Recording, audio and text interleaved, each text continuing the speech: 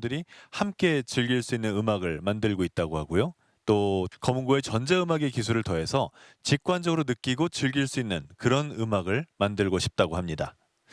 전통 음악을 토대로 장르를 넘나드는 자신만의 음악 세계를 구축하고 있는 황진아 씨의 무대를 오늘 첫 번째 무대에서 함께 만나보시죠.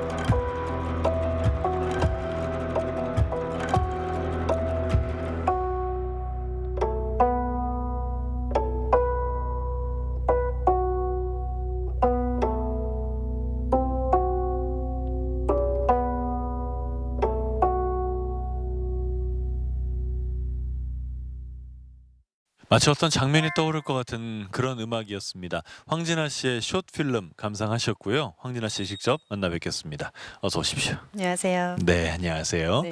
자, 일단 황진아 씨의 무대를 만나봤는데 분명 혼자 연주를 하셨는데 굉장히 여러 가지 소리가 났어요. 어떻게 네. 한 건가요? 저는 루핑이라는 기법을 자주 사용하는데요. 네. 실시간으로 소리를 녹음해서 바로 재생해서 여러 명의 황진아를 만들어내는 기법이에요. 그 어. 기법과 더불어서 컴퓨터를 활용해서 소리를 또 변형시켜서 사운드 디자인을 통해 풍경을 만들어내는 편입니다. 아, 그러니까 연주하신 거는 한 명의 황진아고 네. 배경음악에 이미 녹음해둔 몇 명의 황진아가 있는 거군요. 녹음해둔 황진아와 이제 바로 직전에 녹음한 황진아가 있는 거죠. 아, 바로 직전까지도. 오, 네. 되게 특이하네요. 그러니까 네. 어떻게 보면 검은고 연주하고 컴퓨터 음악을 사용해서 이제 자신만의 음악을 만들고 계신 네, 건데 맞습니다. 이렇게 하게 된 계기가 있습니까? 저는 검은고를 한 20여 년 연주를 했는데요. 네. 검은고를 오랫동안 연주하다 보니까 들리지 않는 소리를 상상하게 되더라고요. 그 소리들을 좀 실제로 실현하고 싶어서 이런 네. 기법들을 공부하게 됐습니다. 들리지 않는 소리가 상상이 된다고요? 이게 무슨 말이죠? 검은고를 연주하면서 이 소리가 이렇게 변하면 멋있을 것 같은데 아니면 연주를 하고 있지 않아도 어떤 소리들이 상상될 때가 있어요. 검은고 소리를 이렇게 바꿔보면 재밌을까? 아니면 이런 네. 소리들을 만들어 볼까? 그런 소리들을 좀 오. 레이어를 쌓다 보니까 마치 특이한 검은고 여러 명이 모인 검은고 앙상블을 혼자 하는 듯한 음악을 만들게 되더라고요. 아, 그거를 컴퓨터의 기술을 네. 갖다 쓰시는 네, 거군요. 맞아요. 그렇게 하려고. 네. 굉장히 특이한 것 같은데 근데 또 얘기하시는 것 중에 직관적인 음악을 만든다라는 얘기가 있는데 네. 직관적인 음악이라는 게 무슨 말인가요? 음악을 감상하는 방법은 굉장히 여러 가지라고 생각해요. 네. 그래서 어떤 지식을 기반으로 음악을 감상하는 방법이 있는 반면 저는 그런 것들 없이 감성적으로 먼저 설득되는 쪽을 훨씬 더 추구해요. 네. 그래서 평소에 감상자인 저는 그 문화적인 코드, 감상자와 창작자가 공유할 수 있는 문화적인 코드를 캐치하려고 하고 음. 창작자인 저는 그것들을 저만의 방식으로 재해석하려고 해요. 그래서 결국 직관적으로 음악을 만든다는 건 어떤 제가 가지고 있는 음악적인 코드, 문화적인 코드를 다시 재실현하는 어떤 과정이라고 할 수 있습니다. 직관적인 음악. 그러면 듣고 있는 저희는 들리는 대로 생각하면 되는 네, 건가요? 맞아요. 저는 음악을 만들면서 사실 어떤 풍경을 상상하고 그것들을 음악적으로 배치해서 만드는데요. 공연할 때는 그것들에 대한 설명을 자세히 하지 않는 편이에요. 왜냐하면 들으시는 분들이 각자의 상상으로 자신의 이야기를 넣는 게 훨씬 더 재밌더라고요. 아. 나의 의도는 있었지만 네. 그거를 굳이 읽으려고 노력하지 말고 당신이 들리는 대로 들어라. 네. 그래서 충분히 듣는 사람이 상상할 수 있을 만큼 친절하게 음악을 만드는 편이에요. 그렇게 하려고 노력을 하시겠군요. 네. 설명을 안 해도 되는. 네. 재밌습니다. 자, 이 검은고 연주로 들어가면 검은고 볼 때 이렇게 술대로 줄을 뜯거나 내리치면서 그렇게 소리를 내지 맞아요. 않습니까? 네. 근데 연주 주법이 조금은 다른 것 같더라고요. 새로운 소리들을 만들려고 생각하다 보니까 컴퓨터를 활용해서 소리를 바꾸는 것도 있지만 주법 자체를 바꿔야 될 때도 있더라고요. 네. 그래서 술대로 줄을 때리거나 아니면은 비올라 활로 검은고를 켜거나 쇼트 필름 같은 경우는 배음을 얻어내는 하모닉스 주법이 있는데 그 하모닉스 주법이 쇼트 필름의 멜로디를 만들고 있어요. 네, 그런 식으로 다양한 주법을 통해서 다양한 소리들을 얻으려고 하고 있습니다. 비올라 할 때는 어떻게 시작하게 되신 거예요? 비올라 할 때는 이제 인터넷으로 구매를 해서 아니, 처음에 쏘면, 그걸로 네. 하면 소리가 좋을 거다라는 생각을 해야 될 거 아닙니까? 처음에는 있는 활을 썼어요. 그 아쟁 활도 해보고 네. 짧은 바이올린 활도 써보고 했는데 비올라 활이 좀 전 적당하더라고요. 뭐 다른가요? 살짝 무게감이나 어떤 텐션이 조금씩 다르죠. 아, 네. 그렇군요. 지금 말씀하시는 거는 어떻게 보면 전통에서는 좀 많이 벗어난 것 같은데 그럼에도 불구하고 어떤 그 전통 음악의 특징이랄지 검은고의 연주법 가운데 굉장히 전통을 잘 지키고 있는 그런 걸 또 지키고 싶은 것도 있을 것 같거든요. 어떤 곡에서는 그런 것들을 지키고 있는 게 있어요. 어떤 네. 전통의 선율이나 리듬을 곡의 주요한 테마로 삼는. 근데 창작을 하는 과정에서는 그것들을 얽매이지 않으려고 해요. 오히려 그 무언가를 반복한다고 해서 저는 전통이 지속된다고 생각하지 않거든요. 네. 내려준 것들에서 좋은 것들을 취하고 또 새롭게 들어온 것들 아니면 그것들을 융합해서 만들어지는 새로운 것들이 모두 다 화학적으로 결합했을 때 지금의 한국 음악이 만들어진다고 생각해서 오히려 모든 가능성을 열어놓고 작업을 하고 있습니다. 야, 그러면 어떤 식으로든지 변형이 가능하다라는 맞죠. 네. 거네요. 네. 그 다른 인터뷰에서 보니까 전통만을 연주하는 사람이 아니라 전통의 상태에 있는 음악을 연주하고 싶다라고 하셨어요. 이게 무슨 뜻인가요? 전통이라는 건 사실 아주 오랜 몇백 년의 시간 동안 쌓인 음악의 레이어예요. 네. 그래서 종묘지례 악도 전통, 산조도 전통, 판소리도 전통. 각기 다른 시대의 다른 배경으로 생겨났지만 우리는 마치 전통을 어떤 한 장르처럼 생각할 때가 더 있더라고요. 그래서 그것과 비교돼서 지금 저처럼 새롭게 만들어내는 음악들은 창작국악이라고 또 구분되게 되죠. 근데 네.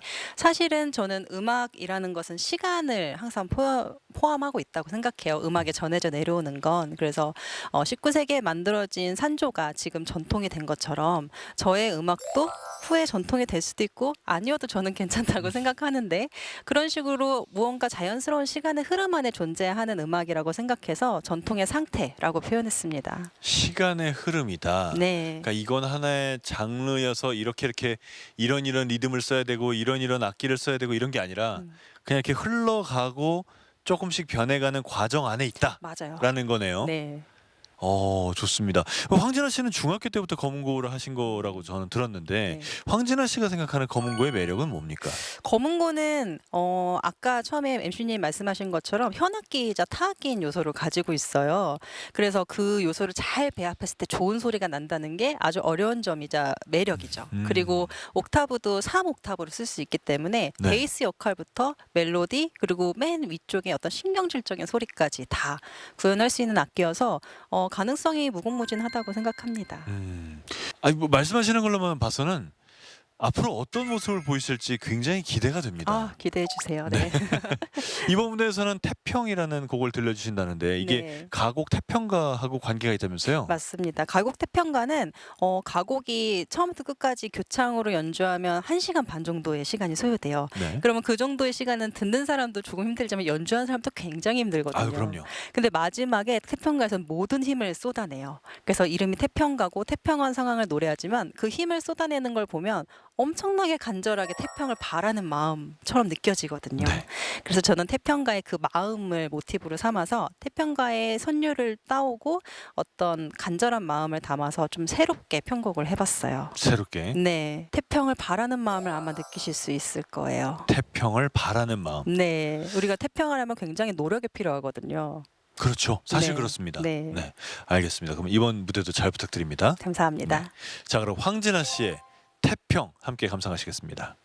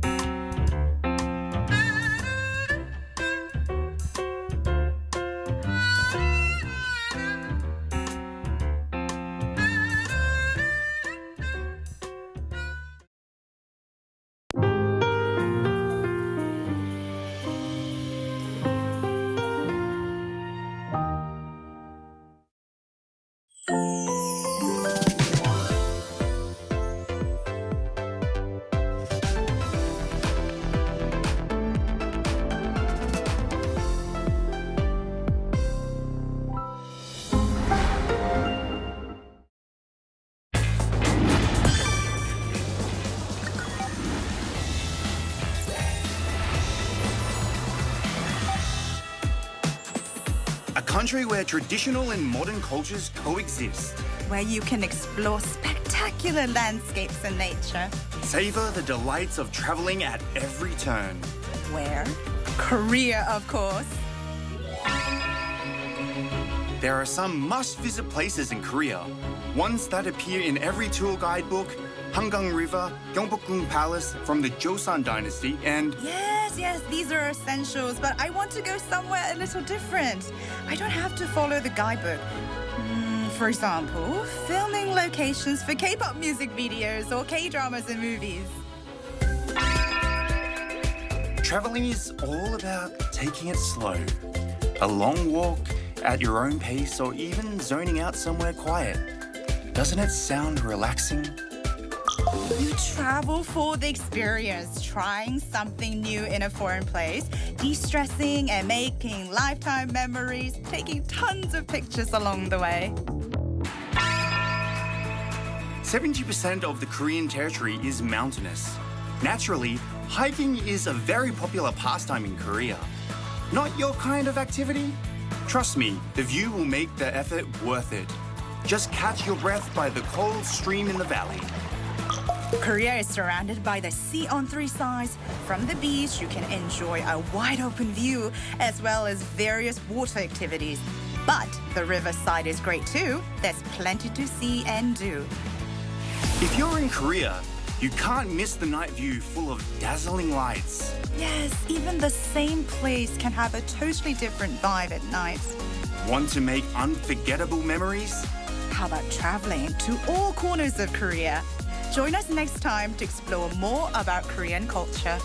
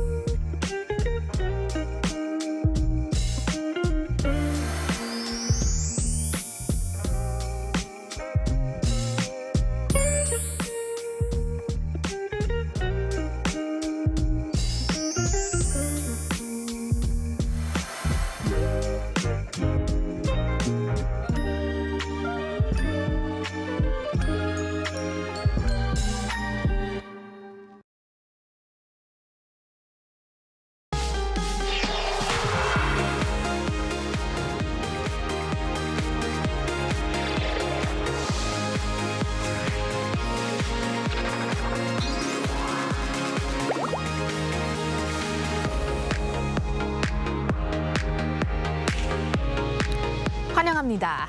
Welcome to K-Culture Dive, where we dive deeper into the heart of Korean culture with K-entertainment issues, AI culture news, K-culture and photos, and today our Hallyu People segment, where we meet a person who is connecting Korea and Germany. And I'm your host, Kwon So-ah. Let's dive in. Joining us this Wednesday is my co-host Walter Lee. Hello, Walter. Hello, Soa, and happy Wednesday to all of our viewers watching. I'm Walter Lee, here to co-host Next to Soa, and of course, give you the latest in Korean entertainment as well. So let's get started with K-Enter News, Walter, and we're going to begin with K-pop global sensation KATSEYE. Global sensation indeed. Yeah, so KATSEYE, they are a Korea-US collaborative girl group formed by HYBE, and they've been actually named, this is quite interesting, the Washington Post's Next 50 people who will influence 2026, so this year. The newspaper unveiled this year's list on Monday local time that selecting KATSEYE as an emerging force in the arts and entertainment sector. Now, while the group was developed through the K-pop system, actually, only one member is Korean, with the rest representing diverse cultural backgrounds, an element that defines the group's identity. Now, the Washington Post described KATSEYE as Grammy-nominated artists breaking the boundaries of K-pop on a global scale or stage, adding that the six-member act, spanning across 3 different continents, brings a distinctly global perspective that sets them apart from other K-pop groups. Well, congrats to KATSEYE. And Walter, you've got news on some other big names in K-pop? I do indeed, so boy group ENHYPEN and girl group aespa have added more major milestones in Japan, both earning platinum certifications. Now, according to the Recording Industry Association of Japan, on Tuesday, ENHYPEN's seventh mini album, The Sin Vanish, and aespa's Japanese debut single, Hot Mess, each surpassed 250,000 copies cumulative sales, securing gold disc platinum status. Now, meanwhile, 17 members, DK and also Seungkwan, also saw their mini album Soyakgok receive gold certification, and ILET's first Japanese language single called Tokiyo Tomare, if I can say that correctly, also earned gold, highlighting the strong presence of K-pop acts in the Japanese market. Well, a great achievement by all the groups that you just mentioned. Now, lastly, although we are gradually approaching the end of winter, yes, we've got a winter movie to talk about that might be warming up the hearts over the Lunar New Year holiday. I think so. So yes, the heartfelt coming-of-age film Winter Light, or 겨울의 빛, is having a successful run in theaters, drawing warm responses from both audiences and also critics alike. Now, Winter Light claimed the grand prize in the Korean competition section at the Jeonju International Film Festival. The film gently captures one winter in the life of an 18-year-old boy carrying the heavy responsibilities of family, telling its story with quiet emotion. Now, written and directed by emerging filmmaker Cho Hyun-seo, known for his sensitive short-telling in short films such as Tree or Namu, Winter Light marks his feature-length debut. Since its premiere, the film has been invited to film festivals across the home and also abroad, including the Vancouver International Film Festival and also the Seoul Independent Film Festival as well. Now, it's earning a lot of praise for its artistic depth and refined direction. All right, thank you very much for those Enter updates, Walter, and stick around. Will do. And now we move on to Arirang, our AI anchor, for more on the culture front. Arirang, over to you. Thanks, Swa. Here's your AI guide to the latest cultural headlines from Korea. Let's begin with our top story. Globally acclaimed pianist Lee Myung-chun will return to famed Carnegie Hall in New York for recital performances through May next year.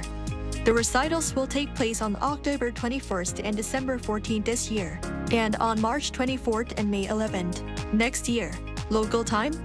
Lim is set to perform the complete set of Mozart's piano sonatas. Carnegie Hall called the upcoming recitals the return of the superstar pianist, Hyu's previous 3 recitals at the venue were all sold out. Last week, Lim released last year's Carnegie Hall Live recording of Bach's Goldberg Variations. Yeongwol County in Gangwon-do Province and Chungju City in Chungcheongbuk-do Province have been named Cultural Cities of the Year 2025 by the Ministry of Culture, Sports and Tourism. Yeongwol was recognized for developing a cultural mining city brand by re-examining its identity as a former mining area, reviving mining heritage and publishing archival records. Chungju was praised for building a cultural ecosystem under its vision of becoming a hub city for traditional Korean music, integrating gugak into everyday life and expanding it into a large-scale cultural industry. Last year, a combined 6.4 million residents and visitors participated in cultural programs in the 2 cities, while more than 4,000 underused spaces were renovated into cultural hubs. Around half of all Koreans are expected to travel to their hometowns or take vacation trips during this year's Lunar New Year holiday. According to the Korea Transport Institute, an estimated 27.8 million people will travel during the holiday period. The figure is down over 13% from last year, but the average daily volume is expected to rise more than 9% to 8.3 million, as this year's holiday is shorter than last year's. The busiest day is forecast to be February 17th, Lunar New Year's Day, with over 9.5 million people expected to be on the move. Over 30% of the public plan to take vacation trips during the holiday, with nearly 90% choosing domestic trips and 10% planning overseas travel. That's all from me. Turning now to a quick look at more K-culture stories making headlines today.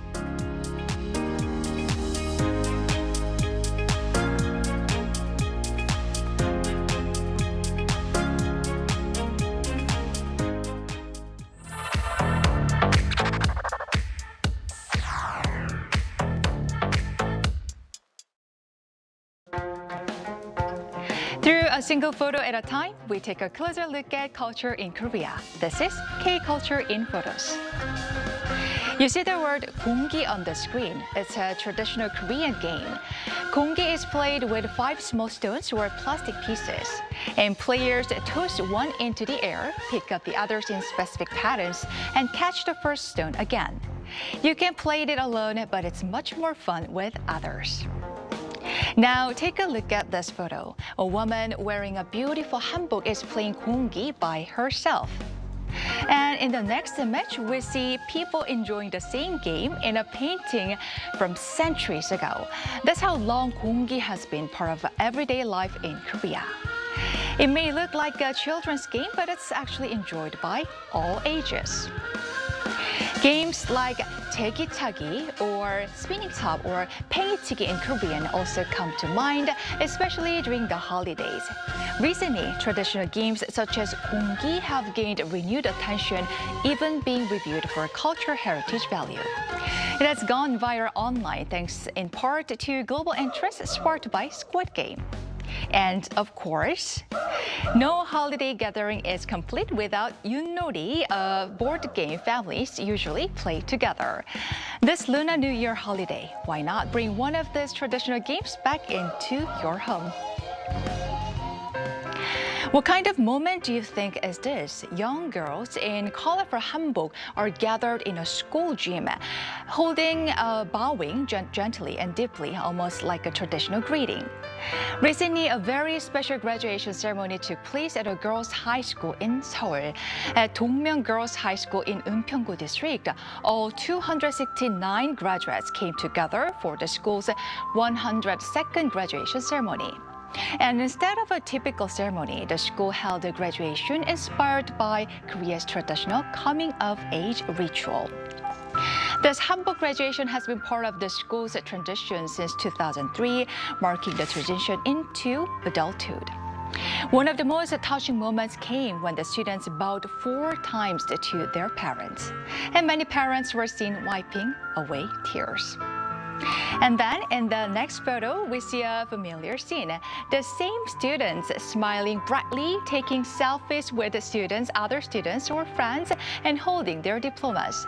And this picture shows us tradition and youth sharing the same moment. Now, staying with graduation season here in Korea, graduation doesn't look the same for everyone. Let's start with this photo.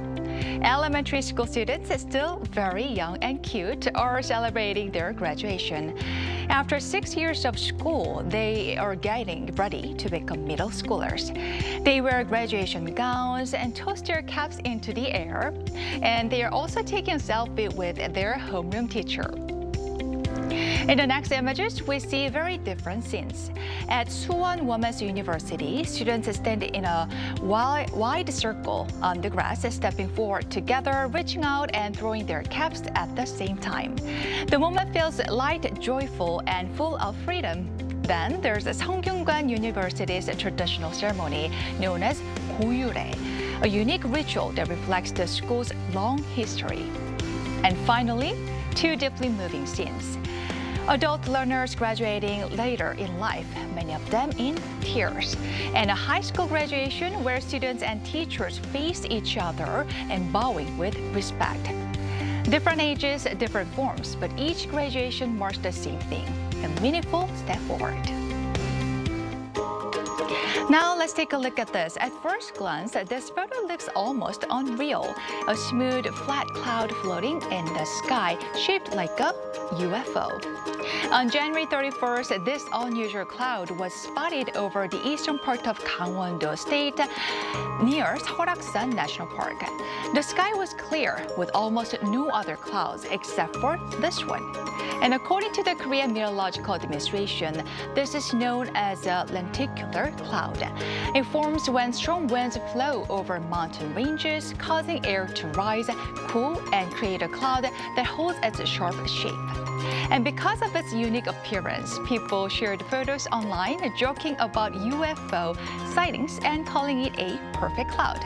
But it was simply nature shaped by mountains and wind, creating a rare and beautiful moment in the beautiful winter sky. So now these moments of traditional games, meaningful graduations, and a rare winter cloud show Korea that is shaped by tradition, people, and nature.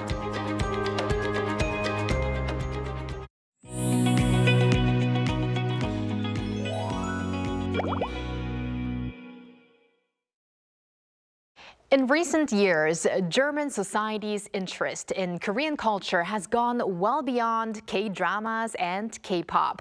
From learning the Korean language and enjoying Korean food to beauty and lifestyle trends, K-culture does not appear to be just a passing fad there, but has taken root as a long-term cultural movement.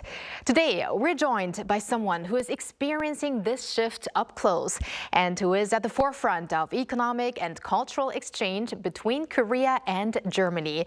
Marie Antonia von Schönburg, President and CEO of the Korean-German Chamber of Commerce and Industry. Welcome, herzlich willkommen. Thank you so much. It's wonderful to be here. We're very happy to have you on the program. So first and foremost, please tell us how you came to take up your assignment in Korea and what your role exactly involves. So KGCCI is building bridges between our two nations on an economic level. We help mainly German SMEs to establish their presence here in Korea. And as such, the Korean-German Chamber of Commerce and Industry is part of a larger network of German chambers abroad with 150 offices in 90 countries. And I used to work first in our offices in Madrid and Barcelona and later in Colombo. So I came to Korea as part of that development within the German chambers. Wonderful. That's excellent. So now you've gone to those places to work. What were your impressions of Korea when you first came? Well, the first impression, to be honest, was a bit of a temperature shock coming from Colombo. And I must say also, while not unexpected, it was quite strange for me that people were so reserved.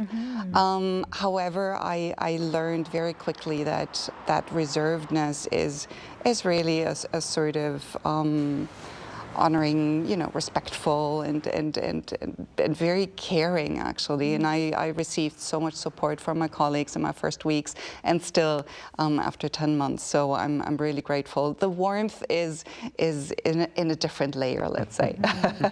Now, temperature-wise, probably very different after coming from Colombo, but I felt, because I also came from Germany, I felt like temperature-wise, it's a little hotter in the summer than in Germany, and a little colder than in Germany. Absolutely. Right, but as we just heard from your impressions, now which areas of Korean culture do you see are gaining traction most quickly in Germany right now? And do you think the Korean language or cultural skills help in business opportunities or in cross-border collaboration? I wouldn't say there's a particular part of the K culture that is especially taking off. I think it's the whole package. It's starting from K-dramas and K-pop, K-beauty being seen way more now, and I feel that this comes with a certain soft power, and so people are more and more interested in general in Korea, and now they also start to seeing the more economic part, the industrial part, the semiconductors, the innovation, all of that is, I think, seen now in Germany way more, and not only the people on the street, but also industries or companies are more and more interested in Korea. I think so far it was mainly probably China and Japan, just because of long-standing relationships. And I feel now there's more and more interest, and we've also seen that in more and more delegations from Germany coming. Actually, in May, one very big German companies coming with a delegation of 60 people. That tells you just how interested they are in the Korean market. And I'd say that is the effect of the soft power and the K content in general as a whole. That is great to hear. Yes, and let's talk a little bit more about you, actually, and your experiences here. K-food is hugely popular around the world at the moment. Even I hear it. We've done a few interviews in Germany where they've talked about K-food as well. How much do you personally enjoy Korean cuisine, and do you have any favorite dishes that you have while you've been here so far? I absolutely love Korean food. Even when I was still living in Barcelona, I used to go to a Korean restaurant that was just around the corner of our office, and I had bibimbap like on a weekly basis. And even in Colombo, I had a favorite Korean restaurant where I would regularly go and eat their sundubujjigae, which was just so good. And I would literally walk in, and they would just look at me, say like the usual, and I'm like, yes, please. I was even making my own kimchi. At home, so I really got to liking Korean food, and especially now in the winter I enjoy sundubujjigae. For some reason is like my soul food, my comfort food, and in summer it's more I tend to more to noodle dishes, cold noodle dishes like bibimbap, kongguksu. So yeah. Wow, I was actually getting goosebumps at your pronunciation. Oh, thank you. Sundubujjigae sounded so local. Yeah. Wow. And speaking of kimchi, kimchi is actually pretty similar to sauerkraut in Germany, right? Yes. So I find there is a certain similarity, especially in winter when it comes to food choices. I think both Germans and Koreans enjoy the warm, the soups and the stews and just the comfort food and quite heavy feeling food. The obvious difference being that German food isn't as spicy as Korean food. I personally love spicy food, hence my choice for sundubujjigae and kimchi. All right, now President von Schönberg, now let's talk a little bit about K-content, as you mentioned before. So when it comes to K-content, do you have a specific genre or some titles that you would recommend to other Germans or people around the world? I think it's fair to say that the reason I'm sitting here now today is actually because of K-drama. I started watching K-drama in 2018 and have been a vivid fan ever since. I personally generally like lighthearted rom-coms, comedies. I like to laugh. Funny enough, though, I must say that the titles that probably impacted me most are rather on the heavy side. So one of my favorites is Miseng, just because I learned so much about Korean, especially working culture, that really impacted me quite a bit. And Mr. Sunshine as well. Again, you know, learning about the history of Korea. But yeah, I guess like many others, again, I love rom-com, and probably one of my favorites is My Lovely Runner. And so, yeah, I would say those are one of my favorites, yeah. That's great to hear. And now, from your own perspective, what do you think has really fueled the growth of K-culture and the popularity of K-culture in Germany? I'd say a lot of it has to do with aesthetics. The contents are very curated. They're also, I find, not as strong in their content as in violent. They're more lighthearted. They give way more importance to the personal relationships and the comfort of it. So I find it, I literally, just like Sundubuchige, I find K-drama very like soul food comforting. And I think that appeals to a lot of person. Also the frequency and the structure I think is very appealing. So there's constantly, like, basically on a weekly basis, you have new K-dramas coming out. Right. So there's a constant exposure. You can constantly pick a new one and find a new favorite. And also the fact that their limited series gives you sort of a closure at the end of the series, and you don't have to wait for years until a new series comes out or a new album comes out. When it comes to K-pop as well, I think that's very appealing, that you constantly have new material and can engage and follow your favorite artists. So I guess there is a variety and enough supply for everyone who's into Hallyu or the Korean wave these days. Absolutely. Speaking on Hallyu and the Korean wave, do you think like the Korean wave has influenced German companies and how they view maybe the Korean market as well, or shaped their investment strategies? So as I said at the beginning, I think the soft power and just the fact that Korea is in you know, everybody's talking about Korea right now, still it gives a certain presence in media, and hence German companies are thinking more and more of coming to Korea, at least having a look at it.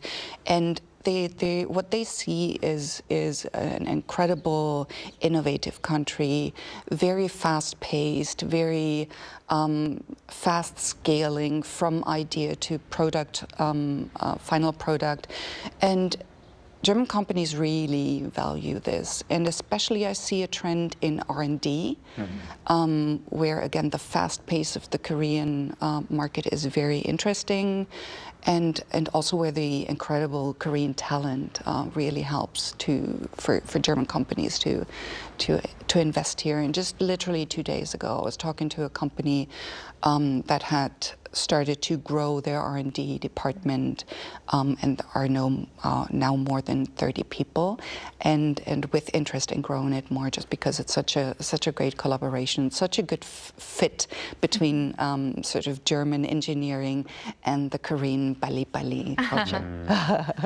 And before we let you go, finally, could you share maybe some plans or initiatives that you want to share in regards to strengthening bilateral ties between Korea and Germany at your chamber, or maybe from the government level?